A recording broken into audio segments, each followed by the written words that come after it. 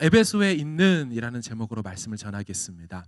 여러분 시편 아시죠? 시편은 장르가 무엇입니까? 시편은 네, 예, 나오고 있습니다. 네, 맞아요. 시편은 시라는 장르로 기록이 되어 있죠. 역대기의 장르를 혹시 아십니까? 역대기. 예, 일부 예배를 드리지 않았는데 맞추신다면 대단하신 겁니다. 이제 역대기는 역사라는 장르로 기록되어 있죠. 그럼 요한계시록은 장르가 뭐겠습니까? 요한계시록. 예, 묵시라고 하죠. 묵시. 예, 묵시. 계시, 묵시. 묵시 문학으로 기록된 게 요한계시록입니다. 그렇다면 에베소서는 장르가 무엇이겠습니까? 예. 서신입니다. 예, 편지죠. 편지라는 장르를 입고 기록된 게 에베소서입니다. 여러분 편지, 요즘은 SNS나 카톡 같은 소셜미디어들이 발달해서 예전처럼 편지를 직접 손으로 쓰는 일이 거의 없지만 예전에는 다 편지를 직접 썼습니다. 그럼 편지라면 항상 들어가는 내용이라는 게 있어요. 무엇입니까? 혹시 편지 쓸 때 이것 빼고 바로 본론부터 쓰는 사람이 있어요? 아니죠. 수신자를 언급합니다. 부모님 전상서 이렇게 쓰죠. 친애하는 누구누구에게, 사랑하는 딸에게, 이렇게 수신자를 언급을 하고 본론으로 들어가죠. 그 다음에 나오는 것은 뭐냐면 발신자이죠. 발신자. 부모님 전상서, 뉴질랜드 광명교회에서 두 번째로 설교하는 아들이 드립니다. 블라블라블라블라. 이런 식으로 이제 쓰게 되는 것이죠. 그러니까 편지라는 장르는 발신자와 수신자가 있을 수밖에 없다라는 것입니다. 여러분 성경의 각 권들은 장르가 있습니다. 시편은 시라는 장르를 입고 기록된 하나님 말씀이지요. 생각해 보세요. 만약에 누군가 시편을 시라는 장르를 빼고 읽는다고 생각해 보십시오. 그대의 눈은 사과요. 그대의 볼은 이렇게 옥이라 이렇게 얘기를 했어요. 근데 정말로 그게 눈에 사과가 박혀 있고 이 볼이 진짜 옥처럼 이렇게 차갑게 이렇게 돼 있습니까? 아니죠. 무슨 얘기예요? 아름답다는 얘기를 하고 싶은 겁니다. 그러니까 시라는 용어를 가지고 그 안에 메시지를 실제 메시지를 담은 거예요. 그러니까 장르를 빼고 본다면 이제 우리도 삶 속에서 그런 거 경험하지 않습니까? 개그로 던졌는데 다큐로 받는다 이런 말 있죠. 예. 웃으라고 한 얘기에 막 이제 죽자고 달려드는 경우들이 있어요. 왜 그러냐면 지금 장르 파악이 안 된 거예요. 지금 웃긴 얘기를 한 거지 못 알아듣는 거예요. 성경을 볼 때도 장르 파악이 안 된 채로 접근하면 해석에 오류가 생긴다라는 거예요. 열왕기와 역대기 같은 성경은 장르가 역사입니다. 그러니까 하나하나의 사건들이 실제 일어났을 뿐만 아니라 연대라든지 사건들이 의미 있게 기록됐다라는 거예요. 자, 그럼 바울이 기록한 성경은 어떤 장르를 택한 것 같습니까? 바울이 13권의 성경을 썼잖아요. 어떤 장르예요? 서신이에요. 서신. 편지입니다. 그래서 바울의 성경들을 보면 로마로 보낸 편지라 해서 뭐예요? 로마서, 편지서자를 쓰는. 고린도 교회로 보낸 편지라 해서 고린도 전후서. 데살로니가 교회로 보낸 편지라 데살로니가 전후서. 그죠? 에베소서, 빌립보서 다 서가 붙는 것은 그가 편지라는 장르에 담아 하나님의 메시지를 기록했다는 겁니다. 이렇게 바울을 통해 기록된 성경은 다 그와 같이 편지로 기록되어 있습니다. 항상 수신자와 발신자가 있다는 말이죠. 자, 그럼 에베소서의 발신자는 누구겠습니까? 어렵지 않죠. 누구예요?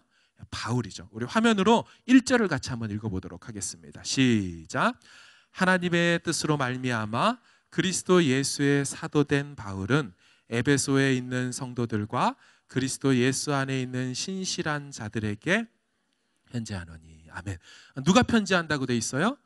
그리스도 예수의 사도된 바울이. 자, 그럼 수신자는 누구라고 합니까? 1절을 잘 보시면 에베소에 있는 성도들과 그리스도 예수 안에 있는 신실한 자들. 중간 생략하고 이 구문은 이렇게 번역하는 게 더 의미가 잘 드러납니다. 뭐냐면요, 에베소에 있는 성도들 곧 예수 그리스도를 믿는 자들입니다. 이 두 단어가, 이 두 문구가 헬라어 등위 접속사 카이로 기록되어 있어요. 보통은 엔드로, 이것과 이것 이렇게 되어 있지만 이거는 동격으로 해석을 합니다. 여러분 갖고 계신 NIV 성경 같은 거를 보면 컴마 처리를 했어요. 그래서 에베소에 있는 성도들, 컴마 곧 누구? 예수 그리스도를 믿는 자들이라고 되어 있어요.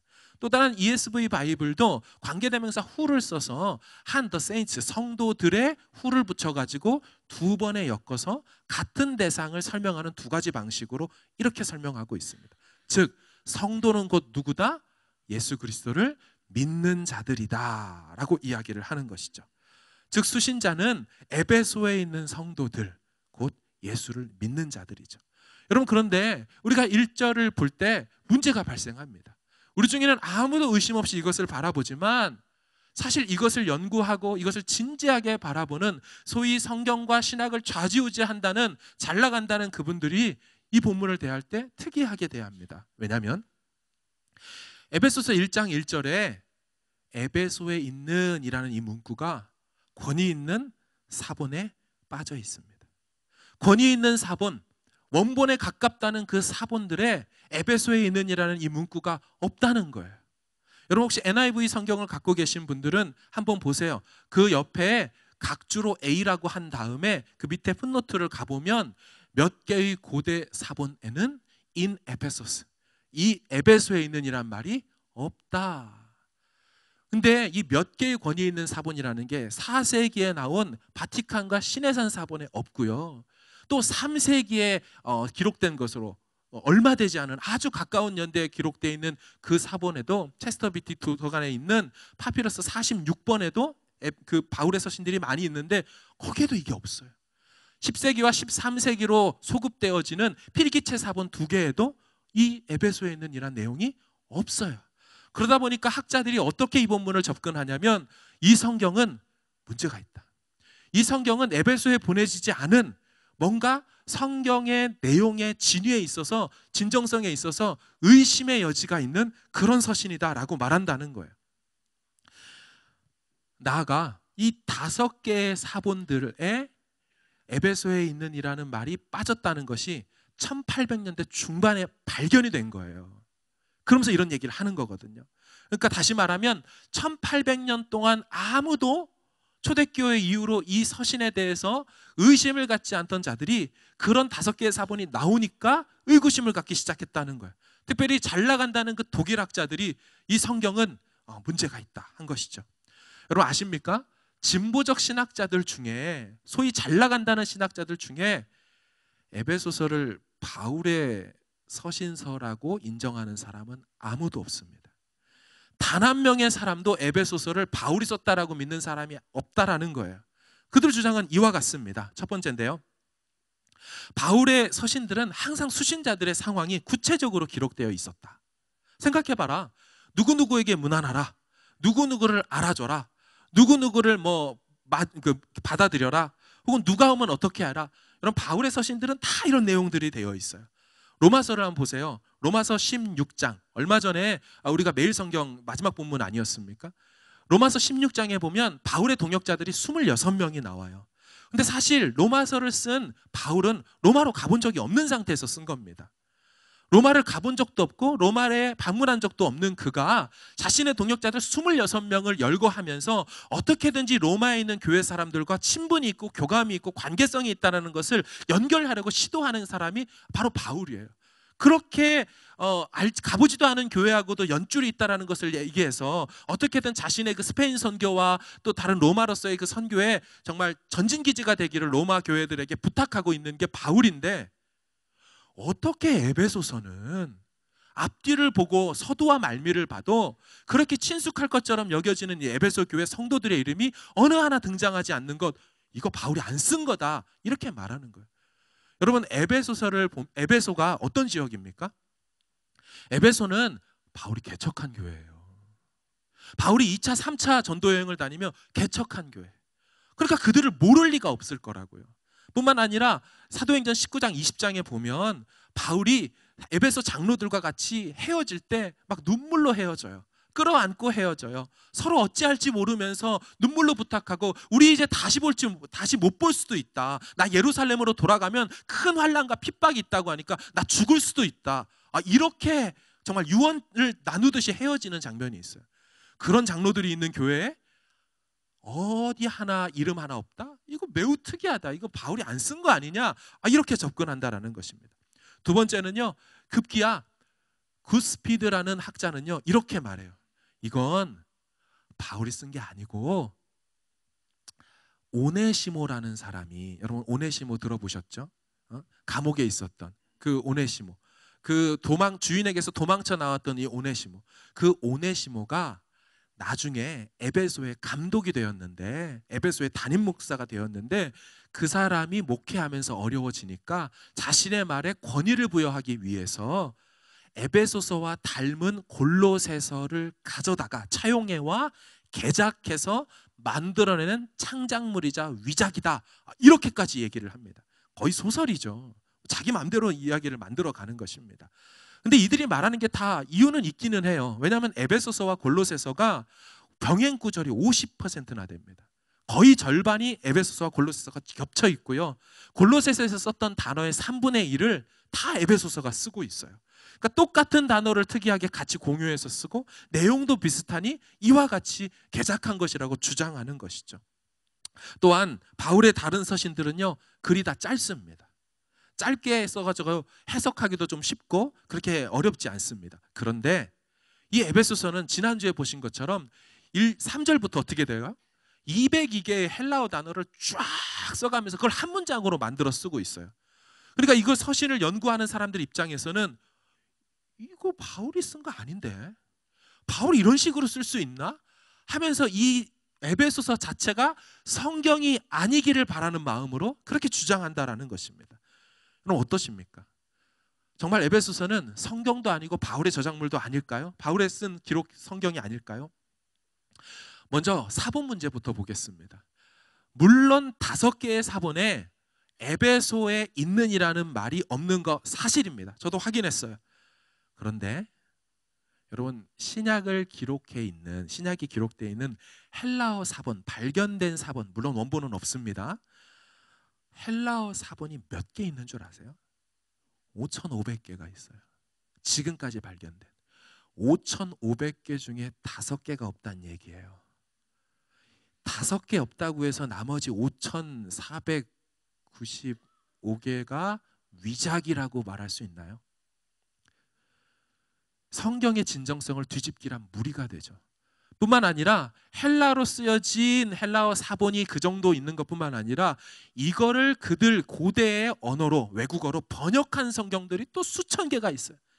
이집트의 곱트어로 번역하고, 라틴어로 번역하고, 시리아어로 번역하고, 에티오피아어로 번역하고, 슬라브어로 번역하고, 조지아어로 번역하고, 우리 한국어도 번역했잖아요. 그런 수많은 고대 역본들이 있는데 거기에 다 만장일치로 에베소에 있는이라는 단어가 있어요.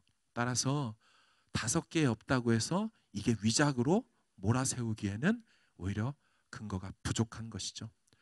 또한 사도들의 제자들이 있습니다. 여러분, 사도들이 어느 정도 살다가 다 죽는단 말이에요. 순교도 당하고 나이 들어서 사도 요한처럼 죽기도 하고. 그래서 사도들의 제자들이 있는데 이들을 누구라고 부르냐면요, 속사도라고 합니다. 그러니까 왜 속사도라고 하냐면 사도들을 이었다는 거예요.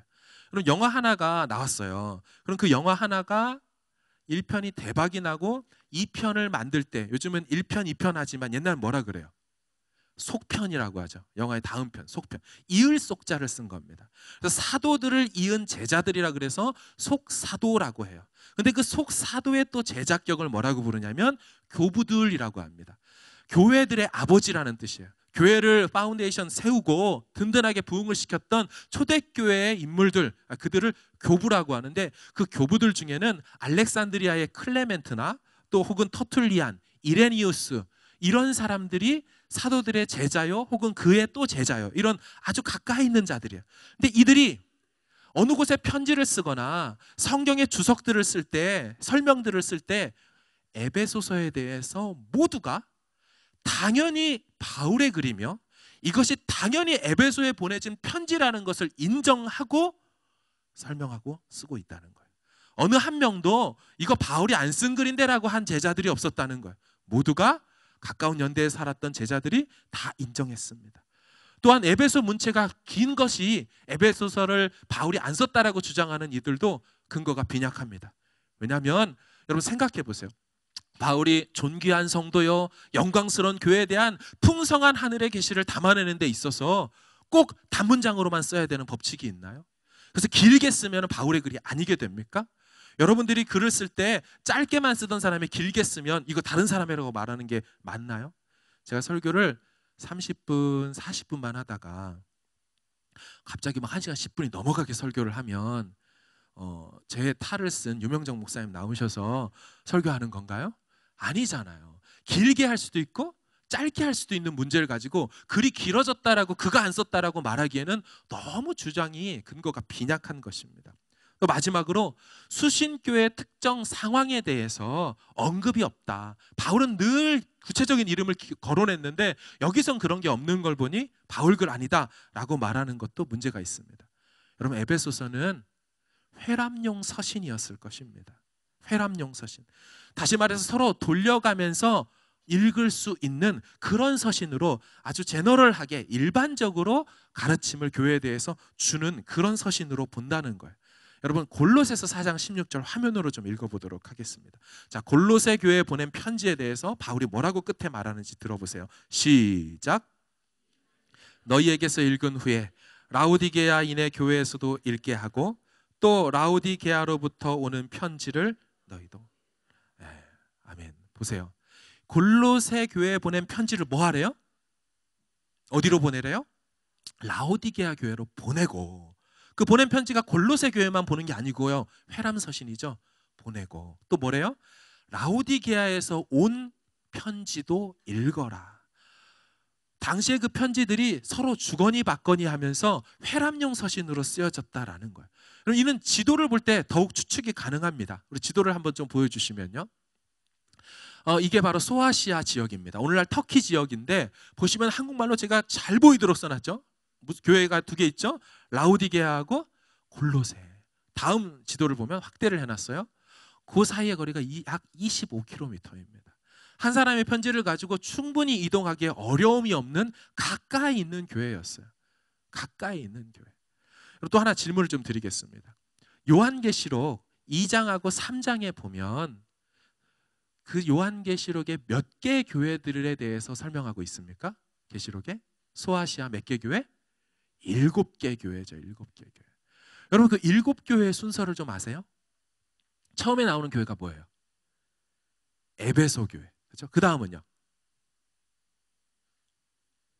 서머나 교회. 그 다음은요? 버가모 교회. 에서버두 사빌라예요. 에서버두 사빌라. 여러분 왜 그렇게 돼 있냐면, 자 다음 그림 보여주세요. 지도를. 자 보세요. 에서버두 사빌라가 에베소로부터 시작해서 시계 방향으로 돌아갑니다. 이 편지를 에베소에서 먼저 받고, 자 에베소에서 그럼 왜 먼저 받았을까요? 반모섬이랑 제일 가까워요. 편지를 보내는 발신자와 제일 가까운 에베소부터 시작해서 시계 방향으로 에서버두 사빌라예요. 다음 지도 확대 보이십니까? 에서버두 사빌라 이렇게 편지를 보냈어요. 요한계시록도 회람용 서신이었고요, 골로새서도 회람용 서신이었고요, 에베소서도 회람용 서신이었을 겁니다. 그래서 구체적으로 어떤 사람에 대해서 쓰지 않았고, 또 한 가지는 이 에베소를 떠나온 지가 바울이 지금 로마 감옥에 있을 때 이미 6, 7년은 지났어요. 자신이 개척은 했고 2차, 3차 전도 여행 때 방문은 했지만 떠나온 지 6, 7년이 지나 새로운 성도들이 왔을 것이고, 또 에베소 교회만이 아니라 에베소에 있는 성도들이에요. 따라서 에베소라는 고대 도시가 약 인구 추정 25만 명이 살았어요. 적은 인구가 아닙니다. 고대로 따진다면 어마어마하게 큰 광역시예요. 광역시. 그런 곳에 편지를 보낼 때 구체적인 한도를 언급하지 않았은 거죠. 에베소에 있는 여러 성도들이 같이 들을 수 있도록 그렇게 서신을 기록한 것입니다. 또한 에베소서의 기록에 보면 우편 배달부도 있었다는 걸 아십니까? 이 편지를 배달부를 통해 보내야 돼 하면서 배달부도 지정해 줍니다. 에베소서 6장 21절을 또 화면으로 같이 보겠습니다. 같이 읽습니다. 시작. 나의 사정 곧 내가 무엇을 하는지 너희에게도 알리려 하노니 사랑을 받은 형제여, 주 안에서 진실한 일꾼인 두기고가 모든 일을 너희에게 알려줄 거다. 내 사정을 두기고를 통해서 다 알려줄 거다. 내가 로마 감옥에 있는데 너희들을 위한 편지와 지금 내 사정을 누가 전달한다? 두기고라는 사람을 통해서 편지 배달부로 나가는 거예요. 자, 이게 두기고가 편지 배달부 역할을 했는데 여기서만 한 게 아니에요. 골로새서에서도 편지 배달부를 두기고가 합니다. 자, 골로새서 4장 7절을 또 보십시오. 시작. 두기고가 내 사정을 다 너희에게 알려주리니 그는 사랑받는 형제여 신실한 일꾼이요 주 안에서 함께 종이 된 자니라. 아멘. 그렇죠. 두기고가 편지 전달자로서 에베소서와 골로새서를 전달하고 있어요. 더욱더 회람용 서신일 확률이 높아집니다. 정리하면 에베소서의 바울 개인의 정서와 어떤 교감되는 내용이 나오지 않은 것은 오히려 회람용 서신이기 때문에 그랬을 확률이 높은 거고, 바울이 떠나온 지 오래되었기 때문에 그랬을 것이다. 제가 이 얘기를 왜 에베소서 강의 2번째 시간에 길게 이야기를 드리냐면, 우리는 성경을 당연히 하나님 말씀으로 믿고 있지만 여러분, 조금만 교회 밖을 나가보고 조금만 진보적인 책들을 접하게 되면 마치 제가 유학에 가서 제대로 성경을 공부해보고 원문을 따져보고 공부를 하려고 할 때 에베소서, 참 좋아하는 성경인 에베소서 1장 1절부터 저처럼 막히게 되는 거예요. 뭐야 이거? 왜 없어? 그래서 다른 걸 보면 아니네? 깜짝 놀라서 제가 공부하다 나와가지고 아내를 붙들고 거실에서 얘기했어요. 여보, 이게 바울이 안 썼대. 어떻게 바울이 안 쓸 수가 있지? 근데 왜 그동안 교회에서 이런 얘기 안 해줬지? 알고 보니까 안 쓴 게 아니에요. 그들이 그런 식으로 호도해가지고 결국 에베소서라는 풍성한 교회의 계시의 말씀이 들어있는 이거를 통으로 날려버리라는 거예요. 이게 여러분, 에베소서가 날아가면 어떤 일이 일어나는 줄 아십니까? 골로새서는 교회의 머리 대신, 예수 그리스도가 교회의 머리 되신다에 초점을 맞춰서 성경이 기록되어 있는 계시라면, 에베소서는 몸된 교회에 대한 설명이에요. 그러니까 성경을 하나님께서 어떻게 두셨냐면 머리 되심에 대해서도 설명하는 골로새서를 두고 몸된 교회는 어떻게 해야 될지에 대해서 두셨어요. 균형을 맞춰주셨어요. 근데 몸을 통째로 날리게 됩니다. 그리스도 안에서 유대인과 이방인이 하나가 되었고, 그래서 뉴 소사이어티, 원 뉴 휴머니티, 하나의 인물, 하나의 인류로서 하나님께서 새로 시작하셔서 요한계시록에 나타난다는 새하늘과 새 땅이 이 땅에 도래하게 될 때 그 새하늘과 새 땅을 이루는 구성원들은 이 교회 안에서 이루어지고, 교회 안에서 세상에서 볼 수 없는 새로운 가치체계, 세상이 범접할 수 없는 윤리와 도덕성, 세상에서는 당연히 정죄하고 판단하고 미워하고 그렇게 고소해야 되는데 교회에서는 그렇지 않는 용서와 사랑, 회복, 어루만짐, 이것들이 교회 안에서 되어진다는 풍성한 교리를 가정과 종의 관계, 또 부모와의 관계, 부부 관계 다 나누는 거예요. 그래서 여러분, 에베소서를 보면 1장에서 3장은 교리예요. 하나님께서 우리가 어떤 일을 하셨는지 1장에서 3장까지 얘기하고요, 4장부터 6장 나머지 절반은 다 우리 삶에 대해서 얘기를 해요. 교리를 얘기하고 그것을 어떻게 삶으로 이렇게 또 가져와서 이렇게 적용시킬지, 아주 풍성한 계시가 다 담겨 있는데 이걸 없애버리려고 하는 거예요. 바울이 안 쓰면. 바울의 저작권은요 매우 중요하죠. 왜냐하면 말라기 선지자 이후 소위 신구약 중간기라고 불리는 약 400년대가 400년이 있어요. 신구약 중간기, 별명으로는 성경의 암흑기입니다. 하나님께서 더 이상 선지자들에게 말씀하지 않아요. 더 이상 하나님께서 계시를 하지 않으세요. 그 400년간 그들은 답답했을 거라고요. 그때 하나님이 말씀하지 않는데 하나님이 말씀한다라고 얘기하고 싶은 거짓 그 선지자들 같은 자들이 나타나요. 그래서 그들이 위작을 만들어냅니다. 그걸 우리는 위경이라고 불러요. 우리는 정경이 있고 외경이 있고 위경이 있는데 지금 위경을 얘기하는 거예요. 수도그리파라는 위경. 이 위경은 사람들이 자신의 생각, 인간의 생각으로 하나님 말씀인 것처럼 기록해 놓고 이것에 권위를 부여하기 위하여 유명한 성경의 인물들을 저자 이름으로 넣습니다. 그래서 이사야 승천기, 모세 승천기, 또한 12족장 유언서, 에녹서, 이런 것들을 만들어내는 거예요. 그래서 이게 마치 하나님의 말씀이냐, 그동안 발견되지 않았던 이 성경이 드디어 발견됐도다 하면서 장난질을 하려던 자들이 있어요. 지금 에베소서를 그거 취급하려고 하는 거예요. 바울이 쓰지 않았고 오네시모가 그렇게 바울의 권위를 빌려와서 정경을 위경처럼 만들어 버리려고 하는 그와 같은 시도인 것입니다.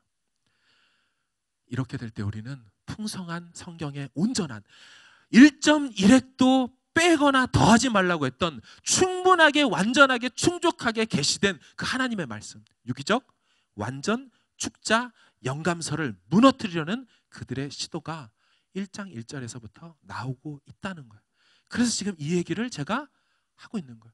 설교를 들으면서 궁금하지도 않았는데, 알고 싶지도 않았는데 이걸 왜 얘기하셨을까? 괜히 각주보게 만들고, 목사님 이제 찾아와서 가로는 왜 있대요? 빈 공란은 왜 있는 거요? 이렇게 물어볼 수 있겠죠. 다 이유가 있어요. 왜 이들이 이렇게 번역을 했는지. 여러분, 사탄이 오늘날 택한 교회를 공격하는 전략이 무엇인 줄 아십니까? 여러 가지가 있는데 성도들로 하여금 성경에 대한 관심을 빼앗아 가려고 하는 거예요. 성도들로 하여금 열심히 나오기는 하는데 성경만 보지 말라는 거예요. 성경과 무관한 신앙생활을 하게 만들려고 하는 거예요. 성경도 복사도 잘 되고 핸드폰에도 스마트폰에도 다 가까이 있는데 읽지는 않도록 하는 거예요. 관심을 안 갖게 하려는 거예요. 그럼 종교개혁이 무엇입니까? 루터와 칼빈과 츠빙글리 이런 사람, 존 낙스 이런 사람들이 왜 종교개혁을 일으켰어요? 그 핵심이 뭡니까? 사제들의 손에 쥐어져 있던 그 성경을 성도들의 손으로 쥐어지게 하는 거예요.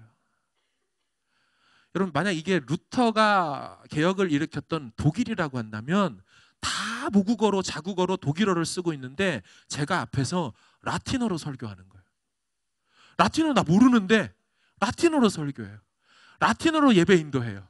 라틴어로 일어났다 앉았다 그러고 교동문 외우고 그래봐요. 누가 알아듣겠습니까? 알아듣지 못하니 이해도 안 되고 깨달을 수도 없고 결단도 안 되고 삶의 변화도 안 일어나요. 여러분, 이게 영적 우민화 정책입니다. 영적으로 바보를 만들어요. 어떻게 해요? 성경만 빼앗으면 돼요. 그래서 루터가 한 게 뭐예요? 쫓겨나가지고 유배당했을 때, 아무것도 할 수 없을 때 오히려 그는 그걸 기회로 삼았죠. 뭐 했습니까? 성경 번역했어요. 라틴어 성경을 독일어 성경으로 번역했어요. 여러분, 성경 번역하다 열어 죽었습니다. 어찌 감히 하나님의 말씀을 네가 마음대로 번역을 하냐? 어찌 감히 성도들에게 위험하게 하나님 말씀 주냐? 그거 읽었다가 잘못되게 해석됐다가 그 영혼을 죽이면 어떡하냐? 무슨 소리입니까? 여기서 우리는 성경의 조명하심의 교리를 발견해요. 가톨릭은 조명 교리가 없어요. 계시가 있어요. 영감 교리도 있어요. 근데 조명 교리가 없어요. 가톨릭은. 그래서 못 주는 거예요. 줬다가 잘못 해석할까 봐. 우리는 조명하심이 있어요. 왜요? 성경의 원저자 되신 성령께서 우리가 아무리 지식적으로 부족하고 연약하다 할지라도 성경을 읽을 때 구원에 이를 만한 충분한 계시에 이를 수 있고 구원에 이를 만한 충분한 계시를 발견하고 깨닫고 알 수 있도록 우리 안에서 조명하신다.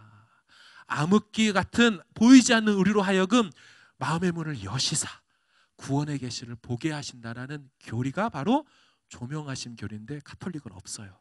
우린 그걸 갖고 있어요. 그래서 번역을 했고 쥐어줄 수가 있는 거예요.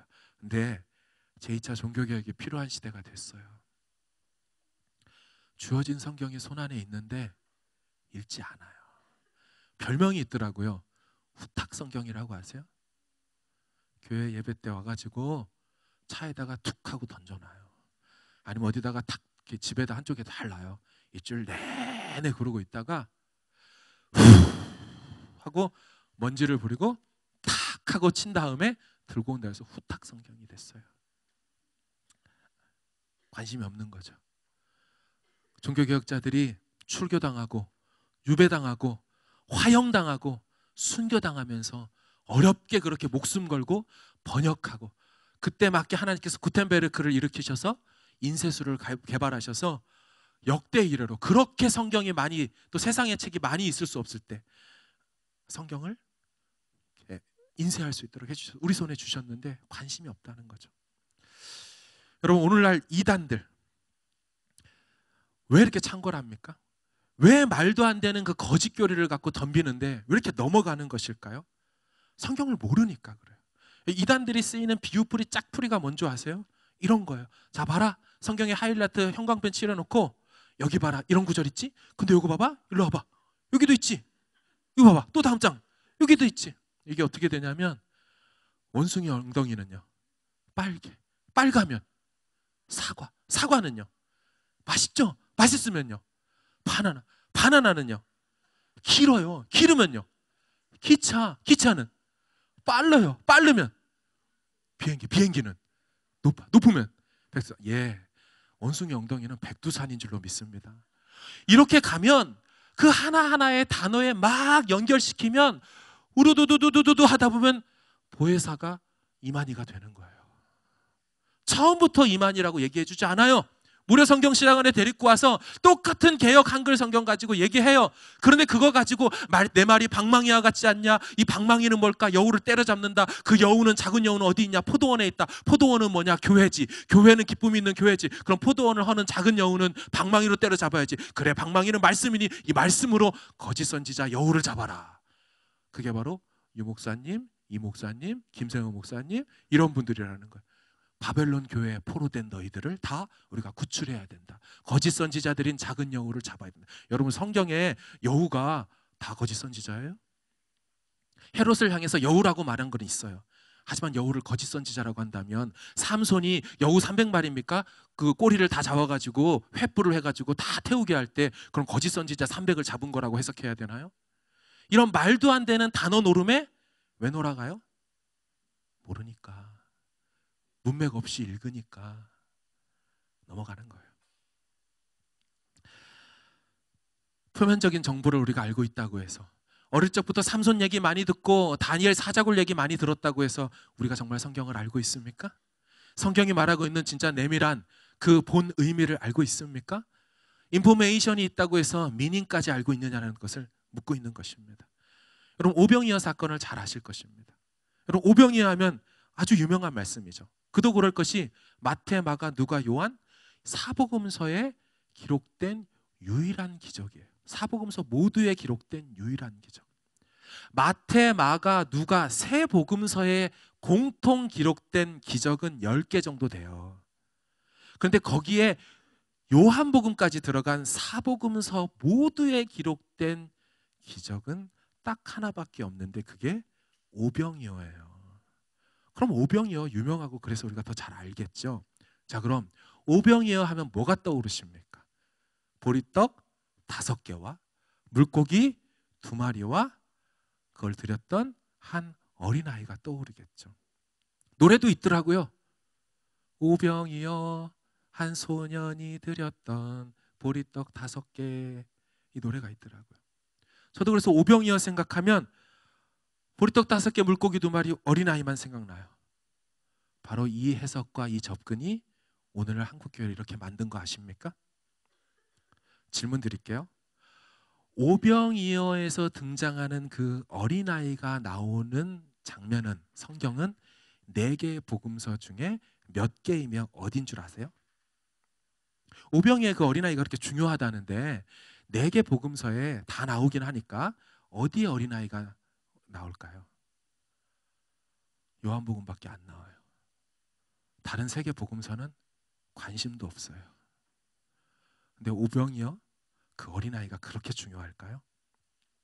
만약 오병이어 사건이 말해주고 싶은 게 한 어린아이의 도시락 헌신을 얘기하는 걸까요? 그래서 너의 작은 헌신이 놀라운 기적의 역사를 일으킨다는 게 오병이어 사건이 말해주는 핵심 메시지일까요? 네, 물론 다른 성경에는 헌신이 있어요. 우리 헌신을 통해 하나님께서 일하시는 것도 다른 성경 속에 풍성히 계시되어 있어요. 문제는 오병이어가 그 얘기 하냐는 거예요. 여러분, 오병이어 사건 다 아시죠?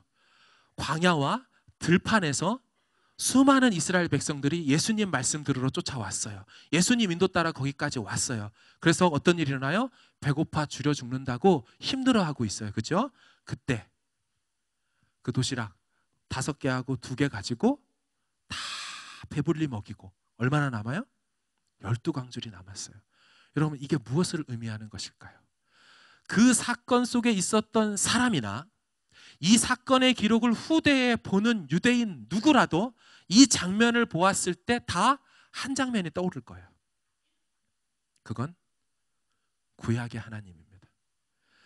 구약의 하나님이 광야에 있는 이스라엘 백성들을 배불리 먹이고, 뭘로요? 만나로 배불리 먹이고 풍성이 남은 사건. 여러분, 1446년도에 BC 모세가 출애굽 사건을 있었으니까 예수님 시대로 소급해 오면 약 1400년도가 지난 후로 최초로 있는 사건이에요. 1400년 만에 일어났던 사건을 구약의 정통한 유대인들이 그곳에 쫓아와서 보면서 그 예수를 뭐라고 느꼈을까요? 이 광야에서 아무것도 먹을 것이 없는데 이 아무것도 안 되는 걸 가지고 우리를 다 먹이고 남기는 이 장면, 우리 어디서 본 것 같지 않아? 야, 저분 누구지? 예수가 곧 하나님이라는 거예요. 복음서가 말하고 싶은 건 예수가 하나님임을 보여주는 거예요. 구약의 그 만나로 먹이셨던 그 성부께서 말씀이 육신이 되어 우리 가운데 오셨다, 이거 얘기하고 싶은 거예요. 요한복음의 20장 28절 맨 마지막에, 그래서 도마가, 의심 많고 믿을 수 없다는 예수가 그리스도라는 걸 믿지 못했던 도마가 뭐라고 얘기를 합니까? 도마가 대답하여 이르되 당신 나의 주님이시오 나의 하나님이십니다. 그게 요한복음의 결론이에요. 예수를 주와 하나님으로 인정하지 못하는 오고 올 수많은 세대들에게 사도 요한이 남긴 복음입니다. 예수가 누구냐? 그분이 하나님이다. 근데 그 사건의 이 어마어마한 계시의 말씀을 어린 아이 하나의 헌신으로, 성경은 예수님과 하나님께 관심이 있어요. 그런데 우리가 읽고 보는 틀, 사고, 생각, 들었던 수많은 메시지는 너무나 인간적이거나 아주 편협하거나 아주 작습니다. 이러한 해석과 영적 의미를 도출하기 위해서 가장 기본적인 파운데이션 작업이 뭐냐면, 이게 한 글자 한 글자 성령께서 인간 저자 40여 명을 통하여 영감하신 하나님 당신의 말씀이고, 그 말씀을 우리로 하여금 있는 자리에서 읽게 될 때 충분히 깨닫게 하셔서 우리 삶을 바꾸시고 변화시킨다라는 그 믿음, 또 그 근거, 바로 성경의 권위를 바울의 글이고 곧 하나님 말씀이라고 인정하게 될 때야 비로소 일어나는 일들이기 때문인 것이죠. 말씀을 정리합니다. 수많은 사람들, 지식인들, 진보전 학자들 모두가 에베소서는 바울이 기록하지 않았고 오네시모 같은 사람이 골로새서를 개작한 글 정도로만 격화시키고 있습니다. 여러분, 오네시모는 성경을 기록할 수 있는 자격 조건을 갖추지 못했어요. 정경을 쓸 수 있었던 자격 조건이 있었던 사람은 따로 있습니다. 나중에 말씀드릴게요. 여러분, 오늘날 한국교회가 말로 다 할 수 없는 내용을 갖고 있죠. 그것은 신앙과 생활의 유일한 법칙이 무엇입니까? 라고 할 때 신앙과 생활의 유일한 법칙은 신구약 성경, 곧 정확하고 오류가 없는 하나님의 말씀입니다 라고 말하는, 가르치는 학습 세례 입교 문답서 1문에 있는 그 내용으로부터 시작하는 거예요. 우리 중에 세례교인, 학습교인, 또 입교교인이 있을 거예요. 처음에 배웠던 내용입니다. 당신의 신앙과 생활의 유일한 기준, 법칙, 캐논이 무엇입니까? 라고 할 때 뭐라고 대답해야 돼요? 신구약 성경, 즉 정확하고 무오한, 오류가 없는 하나님의 말씀입니다라고 그 고백을 해야 학습교인도 될 수 있는 거예요. 그 고백이 먼저 되어야 그 다음 계시의 말씀을 진리의 말씀으로 받아들일 수가 있는 거예요. 한국교회가 이걸 놓쳤어요. 우리가 부흥을 꿈꿔요. 새로운 담임이 왔으니까 새로운 일도 해야 되겠고, 기강도 새로 잡고 여러 가지 처리할 것도 그동안 못했던 거 다 해야죠. 그런데 무엇보다 해야 될 것이 무엇이겠어요? 다 해야 돼요. 하지만 무엇보다 해야 될 것은 무엇이겠어요? 말씀으로 돌아가는 거예요. 부흥이라는 것이 리바이벌이잖아요. 굳이 해석한다면 다시 생명력으로라는 뜻이에요. 다시 리바이벌, 생명력으로 가득 차는 거. 어떻게 되겠어요? 생명의 말씀이신 그분께로, 그 말씀으로 계시의 빛 아래 잠잠히 우리가 부복하고 무릎 꿇을 때 우리의 생각과 계획을 다 내려놓고, 저도 여기 왔잖아요. 하고 싶은 목회, 그동안 꿈꿨던 일들 많고 많아요. 15년 동안 많고 많은 생각을 했어요. 이렇게 해봐야겠다, 이건 하지 말아야겠다 등등이 다 있지만 하나님께서 허락하신 이 광명교회에서 다시금 리셋할 때는 제 생각을 내려놓고 하고 싶은 것들을 다시 성경에 대는 거예요. 성경에 맞지 않으면 다시 잘라내고, 이건 하지 말아야지, 이거는 꼭 해야지. 광명교회가 잘하는 사역이 있어요. 그것에 대해서는 하나님 전통을 계승하고 더욱 빛이 나게 해주세요. 하지만 부족한 부분들, 약한 부분들, 영적 불균형을 이루는 부분이 있다면 하나님 그걸 위해 나를 보내신 줄 알고 제가 이제부터 이거 하겠사오니 주여 도와달라고, 성경이 말하는 이 건강한 사역을 제가 하고 싶으니 주여 성경적 사역만 되게 해달라고 그렇게 기도하고 있어요. 우리 이거 하려고 모인 사람이고 저 그것 때문에 온 사람이죠. 여러분, 바벨론으로 포로로 잡혀간 저들이 70년 만에 돌아왔습니다. 그때 1차로 돌아온 사람이 스룹바벨과 예수아예요. 스룹바벨과 예수아가 돌아오자마자, 70년 만에 돌아오자마자 뭐 한 줄 아세요? 성전부터 건축합니다. 솔로몬의 성전이 파괴됐잖아요. 바벨론에 의해서 다 파괴됐잖아요. 그 성전 건축을 얼마 동안 하냐면 85년 만에 합니다. 85년 동안. 솔로몬 성전은 아버지 다윗이 물자 준비해 줬죠. 인력도 풍부하죠. 건축자재 다 준비해 놓고 죽었잖아요. 그러니까 7년 만에 끝냈어요. 그런데 물자도 없어요. 사람도 포로로 갔다 이제 끌려왔어요. 그러니 건축을 하다 말다 해서 85년 만에 끝냈어요. 그리고 2차 포로 귀환자가 오는데 그 중에 에스라라는 사람이 와요. 에스라라는 사람은 유대 땅에서 태어나지 않았던 사람이에요. 바벨론 땅에서 태어났어요. 그래서 그곳에서 태어나서 돌아와서 자기가 늘 그리던 그 선배들과 그 신앙에 연조 있는 어르신들이 말했던 그 고국 땅에 와서 보니까 성전은 있는데 예배자가 없어요. 구조는 되어 있고 건물은 있는데 정말 성전이 성전답게 되도록, 그 성전에서 예배 드리는 예배가 예배답게 되도록 할 예배자가 없어서 그가 예배자들을 재건축하는 이야기, 그가 예배자들을 다시 세우는 이야기가 에스라 느헤미야서예요. 그래서 느헤미야서 8장에 보면 수문학 광장에 사람들이 다 모여서 나무로 만든 강대상 위에 서서 하나님의 말씀을 에스라가 얘기해요. 그럼 레위인들이 한 사람 한 사람 붙어서 그 선포되는 말씀이 무슨 뜻인지 해석하고 깨달아지게 하자. 그들이 그 말씀이 이해되자 성도들이 울기 시작해요. 그때 에스라가 말하죠. 울지 마라. 이날은 성일이다. 하나님을 기뻐하는 게 너희의 힘이 될 것이다. 울 날이 아니다. 우리가 과거에, 그들이 왜 울었냐면요, 우리가 하나님 앞에 범죄해서 이렇게 끌려갔구나. 하나님께서 때가 맞춰서 또 복귀시켜 줬구나. 그 자신들의 실패의 원인을 발견하고 그것 때문에 슬피 울었어요. 그때 얘기하는 거예요. 이제 울지 말라고. 새로 시작하면 되지 않냐고. 말씀으로 새롭게 시작하면 되지 않냐고. 그러면서 기뻐하라고. 이제 하나님이 기뻐하시는 일, 하나님이 영광 받으실 일 우리 하면 되지 않냐고. 그렇게 수문학 광장에서 울면서 같이 새롭게 성전 안에 들어간 참된 예배를 위한 예배자들을 세웠던 게 바로 에스라의 일이었어요. 말씀을 정리하면서 도전하며 권면하여 드립니다. 한 사람의 망나니가 제정신 차리고 온전하게 올곧게 엄마 아빠의 기쁨이 되는 살아가는 것도 쉽지 않은데, 그 인간이 정신 차려서 신학교를 가겠다고 하고 그 신학교를 가서 주를 위해 살겠다고 인생을 던지는 일이, 여러분 그 아이한테 돈 주면 그 일 하겠어요? 돈 주고 더 보장 많이 된다고 하면 그 아이가 목사하고 선교사 하겠어요? 교회 끌어다 앉혀놓으면 저절로 되겠어요? 우리가 같이 보고 있는 에베소서 4장 11절 12절 청빙 저 하실 때 제 자기소개서 보셔서 아실 거예요. 에베소서 4장 11절 12절 그 한 구절이 저를 여기까지 인도했어요. 저는 그래서 믿음이 있어요. 말씀 한 구절이 한 인생에게 잘 박힌 목과 같이 들어간다면 그 말씀이 그를 끌고 간다.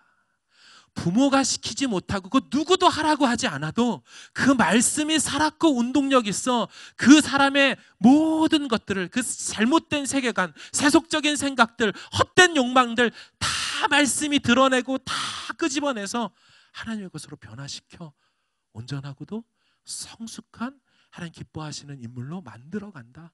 그래서 결국 하나님이 영광 받으신다. 바로 그겁니다. 그거. 한 사람이 왔다고 바꾸지 못합니다. 우리 중에 누가 열심히 힘을 낸다고 되는 것도 아닙니다. 우리의 노력이 필요 없다는 것이 아니라 말씀이 한 분 한 분에게 잘 들어가고 있는 그런 시스템, 그런 영적 무드와 분위기가 되어질 때 만나면, 오늘 들었던 말씀 기억나지 않아? 야, 이 말씀 나한테 참 와닿았는데 어떻게 생각해? 목장에서 이런 얘기 되어지고, 주중에 큐티한 것 가지고 집사님에게 연락해서 집사님 오늘 큐티 이 말씀 참 좋았는데, 그것을 서로 주거니 받거니 하면서 말씀이 우리 안에 막 흐르고 흐를 때 알아서 사람의 힘이 아닌 하나님의 말씀으로 다시 든든히 세워지는 우리 광명교회가 될 줄로 믿습니다. 우리 같이 함께 찬양하기를 원합니다.